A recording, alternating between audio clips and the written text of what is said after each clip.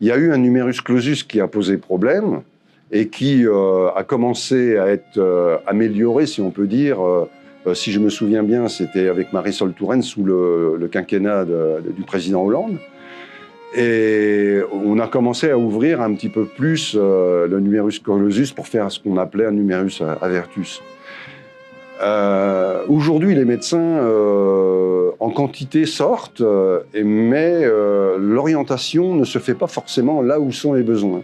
Parce qu'en fait, si on remonte à la période de Raymond Barre, il y avait déjà des problèmes de tension avec les tarifs médicaux sous Raymond Barre, et la solution que lui avait trouvée, c'était de créer le secteur 2, c'est-à-dire qu'il y avait les médecins conventionnés, et puis il y a les médecins qui, tout en restant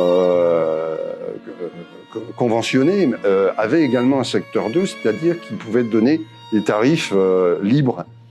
Et ce biais qui a été créé donc, il y a une cinquantaine d'années maintenant, perdure, et beaucoup de médecins s'orientent plutôt vers ce tarif de secteur 2, ce qui crée également des problèmes.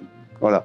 Donc je pense qu'en quantité, aujourd'hui, les médecins qui arrivent sur le marché du travail sont suffisants, mais l'orientation ne se fait pas forcément là où il le faudrait, quoi.